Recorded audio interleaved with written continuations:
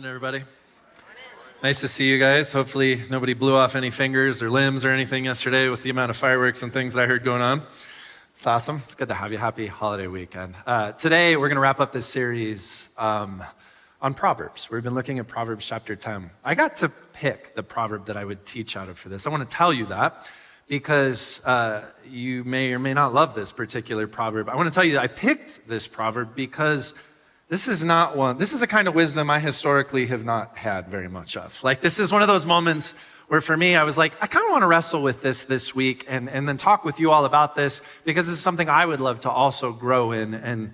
And so that's what it is. That's why I picked it. So let's talk about it. It's Proverbs chapter 10, verse 19. So it's our one verse for the whole morning. We'll work our way through it. It says this: when words are many, transgression is not lacking, but whoever restrains his lips is prudent. As somebody who speaks for a living, right? Like, who actually talks and always has this idea in my head that, like, you know, I bet you we could solve this just by having more and more conversations and more things about it. This has not always been the thing that I've been the best at. When words are many, transgression is not lacking, but whoever restrains his lips is prudent. It's not a proverb that's about having the kind of wisdom to know what to say in the moment that you need to say it. It's the exact opposite, isn't it? It's about having the kind of wisdom of having when you have something to say and yet knowing when not to say it, actually. This is the difficult piece here. Let me illustrate it. I have a really good friend who now lives out of state, lives in Colorado, but we first met each other. He was my first roommate here in Tucson. I think it was like my freshman year of college. We lived together in this house and had a great time. We would talk about life, talk about all kinds of things. I noticed, though, and I've noticed this through most of my life, it seems like guys, and I know this may not be universally true, but I've noticed this for me. Oftentimes, if I were just to walk up to any one of you guys as a guy and be like, hey, let's get together and we should just talk, you'd be like, what's going on? What is that? But if I was like, let's go for coffee, let's get some food, like, let's go do a thing, oftentimes what ends up happening is through doing a thing, eating something, whatever, we talk and we start engaging and it's just more natural and easy. And so that's why the ping pong table that existed in the center of our living room was an absolute gift. And we didn't have any money. We were both bachelors living in a house. And so the only furniture really needed was this giant ping pong table in the middle of the living room.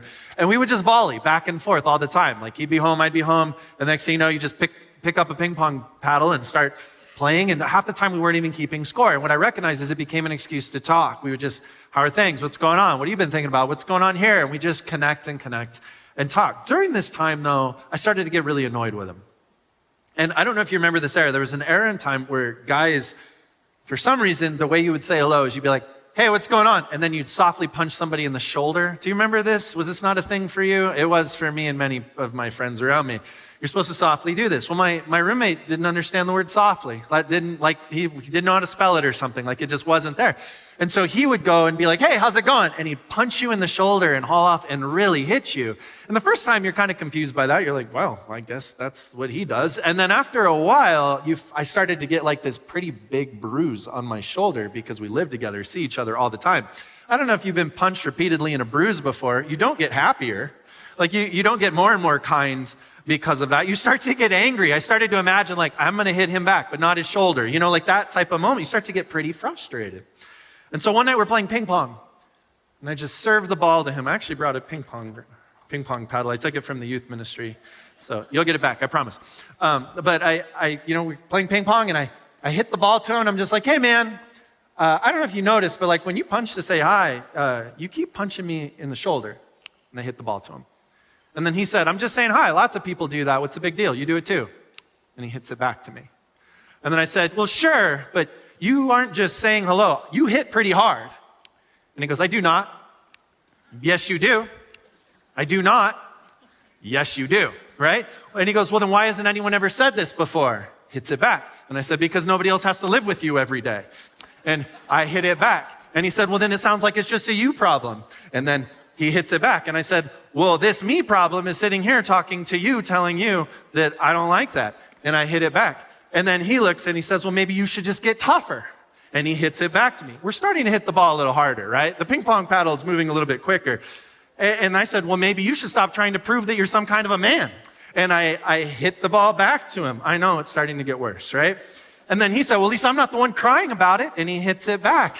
And I said, well, that's because you're apparently too dumb to understand what's actually happening. And I hit it back. And then he looks at me and he goes, so apparently now I hit too hard and I'm dumb. And he hits it back. And then I said, yeah, apparently I moved in with some kind of Neanderthal that can't understand basic English. And I hit it back to him. And then he says, it looks, okay, so this is what we're going to do. And I hit the ball and it hit him square in the forehead. I hit as hard as I could.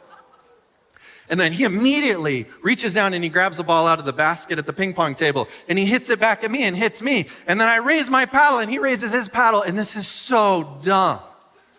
Both of us are standing like we're going to get in a paddle fight, you guys. Do you know how dumb that is? This is the dumbest thing. If you had been looking through the window, you'd be like, what is going on in there? And I recognize at any point in time, that really dumb conversation, because it was just a really, really ridiculous conversation. There are all kinds of things. We could look at this, analyze it, and be like, we shouldn't have said this, shouldn't have done this, shouldn't have started by accusing, like all kinds of ways to break that down. But you know the basic principle that was happening in there, that both of us were living out of, is both of us were essentially going, you know what? If you're going to say that, I'm going to say this. If you're going to say that, I'm going to say this. We weren't just volleying a ping pong ball. We were literally volleying our words back and forth with greater ferocity and intensity. And all that was happening throughout the course of that, it was actually just getting colder and meaner and more defensive. Do you know the irony of this? The irony of this, and it's not lost on me at all, is that I went to talk to him about how, you know what, man, I don't really like it when this happens because you're hurting me. That's the basic thing. I don't want to talk to you about the fact that you're hurting me. And the irony is that through the course of adding words and words and words and words and words and volley back and forth, I actually end up saying all kinds of things that are actually hurting him and being rude and doing all this stuff to him. I became the very thing that I was addressing through that moment. It just started to happen in me. Now, I want to read Proverbs 10:19 in light of this story one more time. When words are many, transgression is not lacking, but whoever restrains his lips is prudent. I want to ask you a question. Don't raise your hand for any of these. How many of you have ever had a moment in your marriage, or maybe in a dating or romantic relationship, and you found yourself in the situation where the other person said something or they did something that you didn't like or didn't agree with, and all of a sudden you're like, I can play ping pong. And you started to engage. And then they hit it back. And each time it starts to be a little more intense and it starts to get a little worse. And suddenly you find yourself saying things you never wanted to say, doing things that you never really thought you would do. And it's actually just getting worse and worse. Like whatever issue you started with, now there's like a sea of issues to deal with because of all the things that were said that are now on the table. It's hard, isn't it? Have you ever had this moment? I feel this so acutely. Parents with kids with parents, and somebody brings up something small and you're like, oh, it's fine, it's just a ping pong ball. And then they hit it back, but they say something and it hurts you or makes you frustrated or seems disrespectful or something happens. And then you hit it back a little bit harder, and the next thing you know, both of you are bringing up everything the other one's ever done or not done and all of the other stuff, and it's like all there, and you're starting to be, there's disrespect and there's frustration and name calling, and it just amplifies and gets out of control. Have you ever had that moment where you walk away as a parent going like, I kind of lost myself right there. I don't really like who I became at the end of that conversation because you got pretty mad? It can happen, can't it? Or my personal favorite, you scroll on social media and you see somebody post something and you go, they are not allowed to say that. They should not believe that. They should not be doing that, or whatever it is. And you're like, and someone, that person is me, needs to say something about this. And so let's play ping pong, right? And you start volleying words back and forth. And then the next thing you know, you're like 21 paragraph comments deep, and you're having to change all of your social media friends and followers because you're so frustrated at how this has turned out and it's been hurtful and people aren't talking or communicating anymore. Or maybe you're even at a Thanksgiving dinner or a 4th of July barbecue with friends or family, and that one friend or that one family member says that one thing, and now you're playing ping pong. And you walk away from those moments going, I don't like how this just kept going like this. And in the end, there's hurt and it's broken and there's relationships that get fractured, and you may not even like who you are when all of this is done. It's hard, isn't it? Right? This happens to the best of us. Even for a person who's pretty shy or reserved or quiet, live life long enough and you'll find yourself in a moment where this happens to you too. There comes a moment in our lives where we find ourselves thinking, the answer to this moment with this other person is more of my words.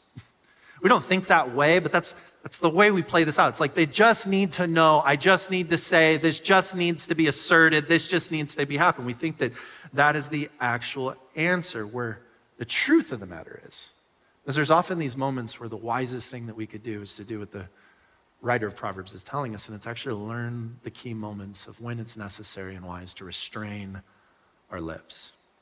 And if you're like me with this passage, because again, I've not always been great at this, you might find yourself wanting to argue with this a little bit, because that's what I do.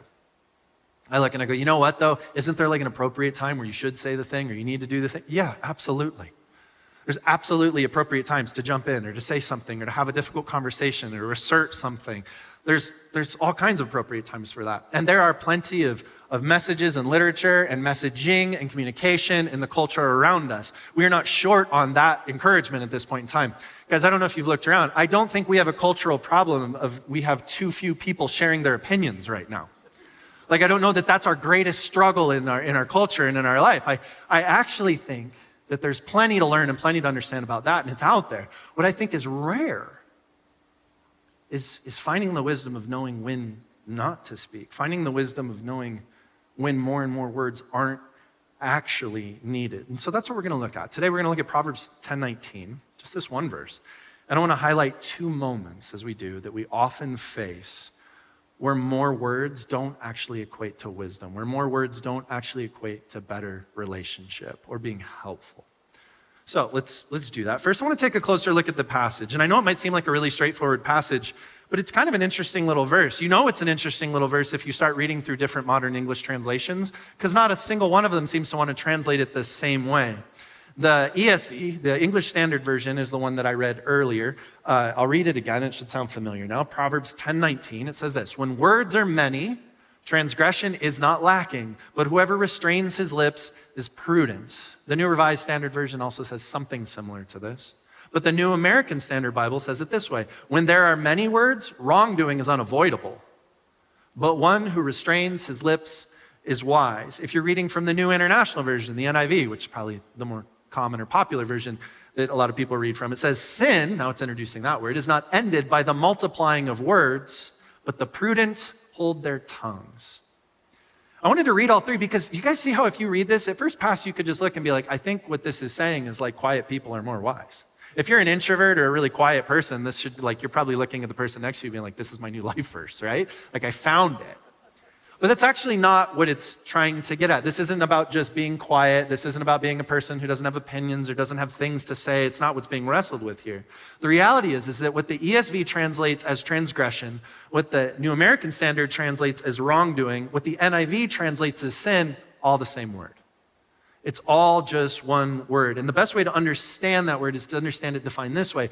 It's when an offense occurs or a crime occurs between two people. So this is not like this private, like, reflection moment that we're having here where it's just like, sometimes I just need to think about how many words and whether I'm creating these things or not. This is actually a dynamic between you and another person. So at minimum, this proverb would be applied between like two or more people who are in relationship or relating to one another somehow. But there's another word that I want to point out. And it makes this all the more clear. It's the Hebrew word chadal, right? Go ahead, you can look at your neighbor, stare him straight in the face and say this. Get the guttural part, chadal, right?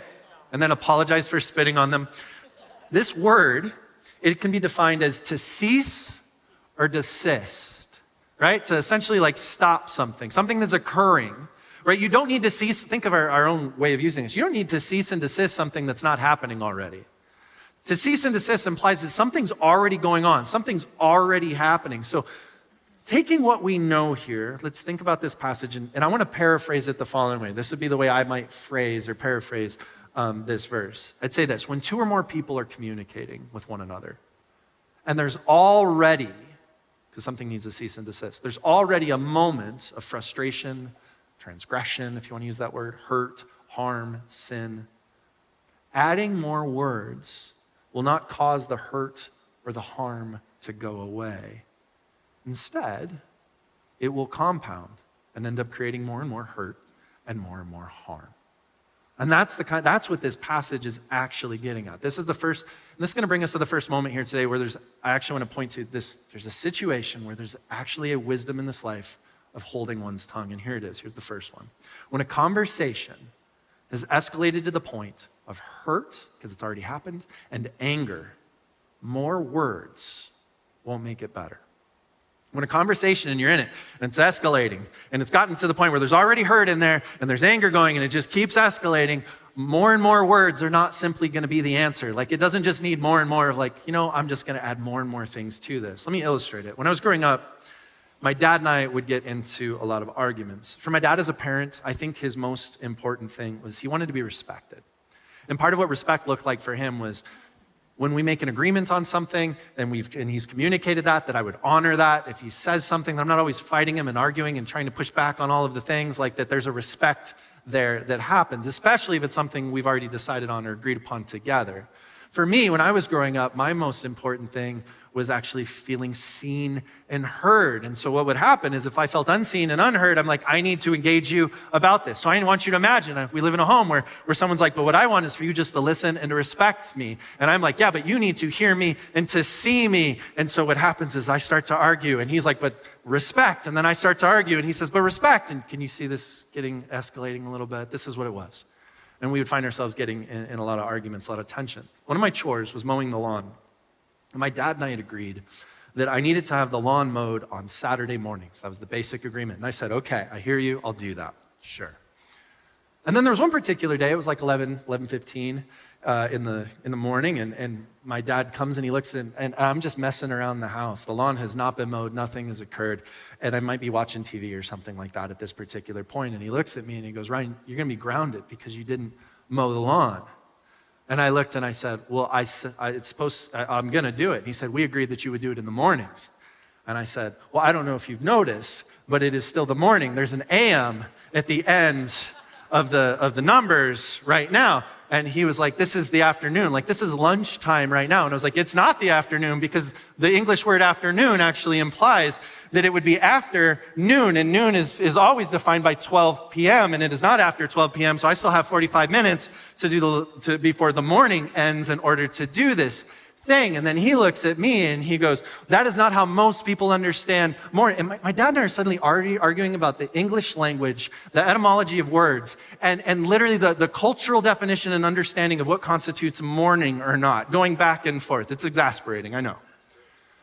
And he looks and he finally just disappears for a moment and he comes back and he has created a contract in black and white writing that specifies the time, the place, the when, the how that I will do all of this. Like my dad ran a business, right? And so he's like, okay, this is what we're going to do. And you're going to sign it and I need a witness so that we don't argue over these things. And I looked at him and I said, you're supposed to be my father. Stop treating me like an employee. And I say that to him and he says, I'm not treating you like an employee. If you were an employee, you'd be fired. You know what I mean? And he's so mad and frustrated. And I start to get disrespectful and he starts to say things and I start to say things. And finally he looks and he's like, you know what? You are grounded this is one day you're grounded for. And I looked at him and I said, why don't we just make it 2? Because I add words. And then he says, okay, then you're grounded for another day. Guys, it got to 90 days and 3 months before my dad was red in the face and just was like, I need to walk away from this situation right now. And he made his way into the room. By the way, this is the moment where if you've got a young person in your life that you're raising, you turn and you say, I'm so thankful for you because you could have had me, right? It's true. Like it was so incredibly frustrating. I share this with you, right? I share this with you because I think that there's this belief that we have where it's like, if I just say this, then he'll listen. And then I'm like, if I just say this, and if I just say this, and we start to escalate. Next thing you know, words get said that hurt one another. All of this just keeps ramping, and both of us keep trying to solve it the same way. More words, more context, more assertions. And it just starts to get absolutely out of control. Friends, when the conversation is escalating, and someone has already said something to hurt or attack the other person, you are not going to suddenly find the magic argument or comeback that makes them see your side. It's not how that works. When people are hurt or angry and things are escalating, they don't open up, they dig in and they defend. And this is where it talks about transgression is not lacking. And why I think the New American Standard says why transgression becomes unavoidable. It's this idea that it just starts to compound. People start to say things that they wouldn't have said otherwise. People start to do things they wouldn't have done. We just keep adding more. And it gets harder, and it gets harder. We're not just playing ping pong anymore, are we? So I want to challenge you with something. And I know this might sound kind of weird. It's an illustration using ping pong. Think back to my friend and I playing ping pong in the living room where we just keep hitting it harder, escalate, escalate, escalate. The challenge I have for you all is this, and it's catch the ball. I know that's weird, but hang out for just a moment. Catch the ball. Think in those moments when somebody said the thing that hurts you or angers you, and you're like, I'm just going to hit that ball back so hard. I'm just going to do this again and again and again. What I want you to do is when you feel that starting to move and starting to escalate, I actually want you just to think, what would happen if I just caught the ball right now? And here's what that means. You catch it. You don't hit it back. You don't volley. You don't say more words. You don't add. You stop for just a second. And I know this would be weird in front of another person, but I want you to imagine you're holding a ping pong ball and you look at it and you find yourself saying, is this what I really want? And here's what your answer to that question is going to be. Yeah, I want to hit it back really hard because you'll feel all of that, won't you? And then I want you to ask a second question, but is it what I really want? Is that what really matters to me? Right? They hit this back at me. They hit this like this. This is what this conversation is, but what is it that really matters? What do I really want? Is this going to be helpful? Is adding more words right now going to take me to the place that I want to go? Is this going to be good for my marriage? Is this going to be what ultimately takes me in the direction of being the kind of parent that I want to be? Is this really what I want? And in that moment, you get to make a critical decision. You don't have to hit the ball back. It takes two to play ping pong. Or maybe you hit it back differently than you would have. But I just want to challenge you. Just think of that phrase, think of that idea of catch the ball for just a moment. Bring just enough pause in there to look at it and decide what you want to say or what you don't. Here's the thing. Do you know how many marriage hurts and struggles would be mitigated if people paused in the midst of one issue that's already occurred to catch the ball before they add so many other ones on top of it? That's one of the hardest things. Anybody who's been in a romantic relationship, a long-term relationship, any of those things, you know one of the hardest things isn't just the moment that it's occurred, it's all the things that get said, that get put on top of that. And now you're not dealing with one thing, you're dealing with all of this hurt and all of these moments, and how dare you? Right? That's a big deal. Do you know how many parenting moments would change? If on occasion, when we're like, okay, let's go full on ping pong, somebody caught the ball and actually looked and said, is this what I really want right now? Like in that story with my dad, I needed to be grounded, absolutely. Guys, I would have gone till it had been 2 years. I was seeing nothing but red. Like my house would have become Alcatraz. Do you know what I'm talking about? Like that's where that was headed. It wasn't going to end. At some point, my dad did a really good thing by just being like, I gotta walk away from this because this isn't taking him where he wants to go, and this isn't gonna be what ultimately is even good for me as this thing continues to escalate, right? It becomes a really big deal. And I want to say this, because there's probably somebody in the room as you're like, okay, so you're telling us to catch the ball, but you know what's going to happen? Somebody's going to catch the ball and they're going to be like, I don't want to talk about this, and just walk away. And that's going to become avoidance. This is not what I'm talking about. I'm not talking about avoidance. Here's why.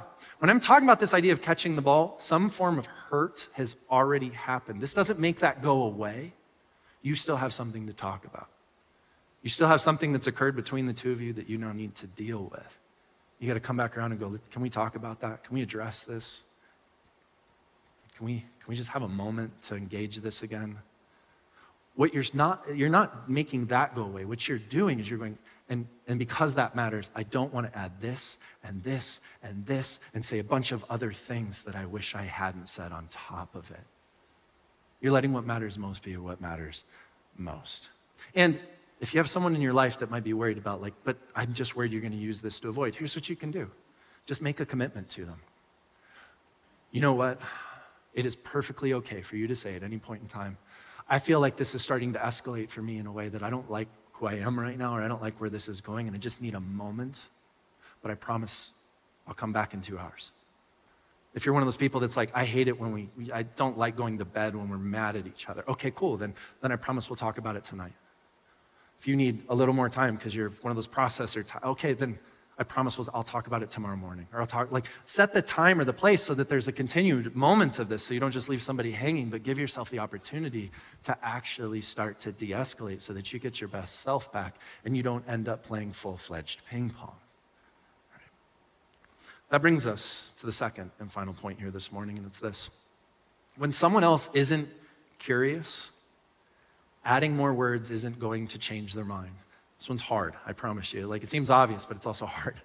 So I'll say it again. When someone else isn't curious, adding more words isn't going to change their mind. We looked at the first half of this proverb earlier. I want to look at the second half quick. Proverbs 10:19. When words are many, transgression is not lacking. But whoever, keyword, restrains his lips is prudent. Again, you don't need to restrain your lips when you have nothing to say. You practice restraints when you have something already formulated and ready, already on the tip of your tongue that you want to say, but think it's probably wise not to, right? That's where the restraint idea comes from.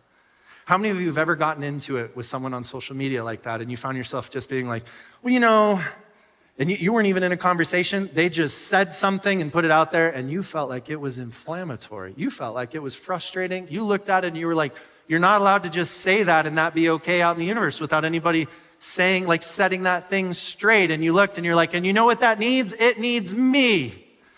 It needs my voice. It needs my words. It needs my argument. It needs my assertion. And your hands were on the keyboard as fast as you could think because the words were locked and loaded right there. That moment, should you choose not to speak, it's going to require restraint. Right? That moment is a tough one. How many of you have ever had a family member that sees the world very differently than you do? And they happen to disagree with you on a lot of things. And sometimes they say something and you think, you're not allowed to say it. You can't just say that. You can't just think that. You can't just speak that, that's fine. And all of a sudden there's all this rhetoric, there's all these words, there's all this argument, there's all this assertion. It's right there on the tip of your tongue. And you're like, let's play ping pong. That moment's gonna take some restraint, isn't it? You guys, I had someone tell me here in Tucson, Arizona, that store-bought tortillas, the Mission tortilla brand, that store-bought tortillas from the grocery store are the best tortillas in the world, the Mission brand. And I looked at them and I said, you live in Tucson, Arizona, where you can buy homemade tortillas that are fresh at any point in time. Don't get me wrong, I'll eat a taco with a Mission tortilla and think it's delightful. That's just fine. But there's no universe where I'm gonna tell you that is the best tortilla in the world. A fresh homemade tortilla, that's just fresh, that's the best tortilla in the world. And I looked at this person and said, no, it's not. In fact, a homemade tortilla is so much better. And they looked at me and they said, you're wrong, that's not true. And I was like, okay, noted. And I immediately drove to Anita Street Market. I love their tortillas. And I got tortillas. And when I say I bought tortillas, I bought them fresh off the comal, where they're still steaming and hot. You know where the bag is warm as you carry it out and you drive home and your whole car smells like fresh tortillas and you're reaching behind you to grab them, but you put them in the back seat because you're just me. I love these. I love them. And I bring in fresh tortillas and I'm like, okay, I got you one. And you're going to see that this is the best tortilla right here. Go ahead and eat it. And she opens it and she looks at me and rolls her eyes. And I was just like, just try it. And she tries the tortilla and she looks and she goes, it's not good. And I looked at her and I said, are you out of your mind? And she said, no. Mission tortillas at the grocery store are way, way better. And then I looked at her because I just didn't know what else to say. And I was like, when did your soul die and your life was filled with sadness? What happened to you? What occurred here that this happened to you? Right? Here's the deal. I went all the way, I drove quite a ways to go to Anita Street Market to get these. I'm on a mission where I'm going to set the record straight. I'm going to show you this. I'm going to give you this. It's going to change her. It changed nothing. And you want to know why? It's because she wasn't curious. But you want to know what else is true? Neither was I. At no point in that conversation was you know what I'm going to do? I'm going to go to Fry's and pick up a little thing of Mission tortillas because maybe I've been missing something. Maybe I don't understand as much. I didn't ask her. What is it you really love about them that I should notice? I didn't explore, and I was not curious at all. I was like, you are wrong. Neither one of us were open to change anything. When someone isn't curious, adding more words and arguments and demonstrations and assertions isn't going to change their mind because they're not open to having their mind changed. And you are not the Holy Spirit in someone else's life. You do not possess that remarkable ability that so many of us probably wish we did.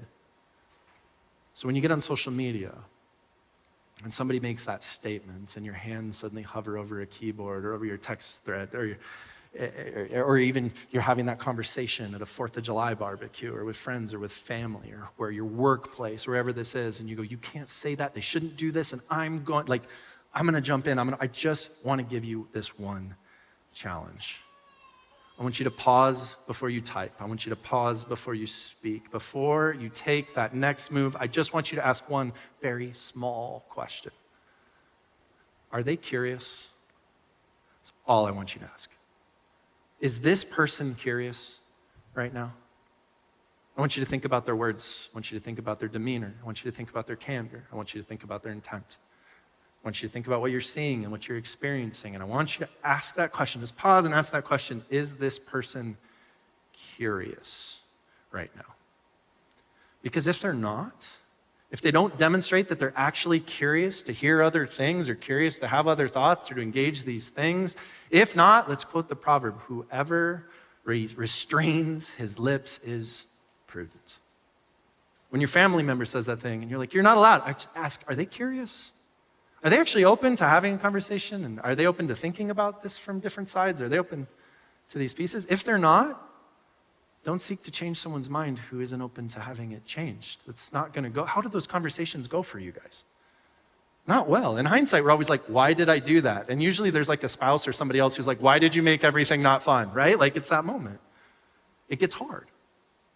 When you have that person at work, ask the question, is this person curious? If they are, have a great conversation. If not, that might be the wisest thing to restrain yourself, to hold that piece back. Because all you're doing is adding more words to something where more words don't actually help. They create what? More transgression, more defense, more assertiveness, more engagement, more places that make us going, I don't like who I was when that was said and done. And you end up playing a game, that ping pong, that you're like, I wish I'd never played this. Like I said, I chose this proverb because I'm not always great at that. Historically, I've not been, and I wanted to spend some time wrestling with it. But I hope that in talking through this, it's been helpful for you too. I think this is something that we wrestle with as just a culture around us, as individuals in our relationships, but also just as a culture. But can I tell you, as I started thinking through this last week, there's this one question that just kept popping into my brain over and over again that I became kind of unsettled by. And it was this: why do we do this way? Why is this so hard for us? Right? Like I found myself thinking, why is it so, and me in particular, why is this so hard for me sometimes to have the wisdom to know when not to speak? Why am I so tempted always to just keep adding more and more words to absolutely everything? Why is that the way that this is? Why is it so hard for not just me, but then I look around at the culture and I'm like, why is this hard for us? And as I was studying, I finally looked up this last word in the verse, and it's the word prudent. Whoever restrains his lips is prudent.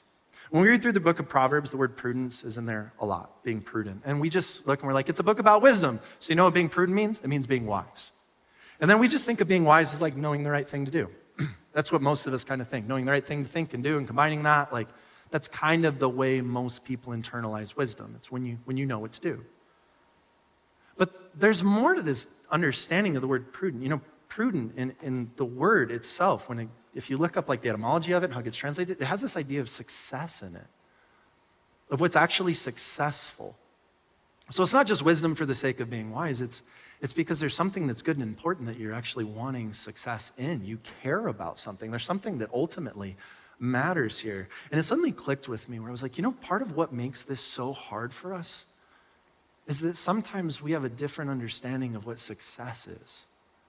And then we get caught up in it. And here's what I mean. Most of the time when I'm stuck in this, when I'm having a hard time, do you know what success is for me? Winning. Even with my wife, guys, even with my kids, when I actually get lost in this a little bit, it's because at some point I shifted from being a husband or being a parent to being the one who wants to win the argument, to being the one who wants to win the moment, to being the one who wants to win the perspective. Think back to my illustration that I started with me and my friend playing ping pong. You know what neither one of us were caring about? Neither one of us. We were caring about each other. We didn't. I wasn't caring about his friendship or those things. At some point, I started talking, he got defensive, and then he started engaging, and then I started attacking, and all he was trying to do was fend me off so that this conversation would change and I would see that it's not a big deal. And all I was trying to do was attack him so that he would see that I was correct and go, oh, actually, you are right. And that's all we were doing. We didn't care about each other at all. At some point in time, we just started hitting the ping pong ball harder and harder and harder because I just want to win this argument. Have you ever found that? You ever been in a moment in a relationship where you're like, this isn't even a conversation. I'm trying to win this right now. Or you're with your kids and you're like, but I'm going to win this right now. That's where it is. And we get lost in this. We think that that's what success actually looks like, but it's not. You know, the honest truth is that success looks really different, right? If you're a follower of Christ, what we're told is to love others like Christ has loved us. Success looks really different in that. Success looks really different when my goal is to relate to my wife, to know her and be known by her and grow in our marriage than it does when I want to win and overcome her. Isn't that a very different version of success? Success looks very different for me as a parent when I want to subdue and get obedience and agreement out of my children than it does when I ultimately want to relate to them, be a better parent, and grow them in ways that ultimately they care about. Do you know what and that are good for them? Success looks really different. You know, the next day after that moment with my friend, we found ourselves playing ping pong again. We did. We're standing in the living room because we were bored or whatever, and we're just silently playing ping pong now because we don't want to talk to each other. For about 10, 15 minutes, I don't know how long, just back and forth, volleying back and forth, and not really talking. And then after about 10 to 15 minutes, my friend just looks at me and he goes, can we talk about yesterday? And I said, yeah. And he goes, I was thinking about it. I said, you know, when I was growing up, my family, because he's kind of a bigger dude, and stocky and just, he's a bigger guy. And so he's like, my family always used to say that I was clumsy and large and that I didn't know how to control my own size type of a thing. And I was just kind of an oaf. And he goes, and when you said that to me yesterday, it hit a little close to the belt and I got embarrassed and I started trying to essentially defend myself. And I'm sorry. That caught me off guard. I wasn't somebody who wanted to play ping pong. I was like something else. Success looked really different there. I looked at him and I was like, oh, I'm sorry, man. I didn't know any of that about you. I said, you know, the honest truth is you started to engage me and you were defensive and I suddenly felt like you were seeing me as weak or fragile, and then that made me want to kind of tear you down or belittle you to puff myself up or just to counter that. And I said some things that I don't even think are true and I don't even believe, and I'm sorry. And he was like, yeah, sure. We talked, that's fine. And then we just started to talk and we played some ping pong and the conversation ended and he walks over to me and he punched me in the arm, not the shoulder. And he was like, just kidding. And then walked off. And we laughed about it and it was fine. To this day, he's one of my closest friends. He was best man in my wedding. He's been one of the best friends that I've ever had in my life. And I think the reason why is because I've looked back and I've started to realize that most of the time we weren't actually trying to win at a game of ping pong. Most of the time what was actually happening is we were just volleying a ball back and forth, seeking to talk and connect because the goal was to know and be known. The goal was to care about each other, and try to grow as people and just live this life the way that we'd ultimately want to live it. And that was what the real goal was. And consequently, we became very close. We ended up having a really good relationship because we weren't trying to win. And I think it's because of that even though we've had our arguments and things at moments, we've remained and stayed as close and connected as we have even to this day. And I share all of that with you because I want you to recognize we're going to mess this up sometimes. But you can always recalibrate. You can always relook and go, am I trying to win? What's success really look like for me? Is this a person who's actually curious, or is this a fixed conversation that is this a monologue I'm entering into with new information? Is this an escalating conversation that we're just going to add more gasoline to a fire that's already going to burn the house down? Or is this a moment to actually de-escalate, step back and focus in on what matters most and learn when not to speak? Friends, you can't win an argument and win a relationship at the same time. You just can't. They're different measures of success. They really, really are. Prudence is coming to know which of those matter most. And when we know, I think what we'll find is that it's a lot easier to discern the very difficult task of having the wisdom of knowing when to say nothing at all.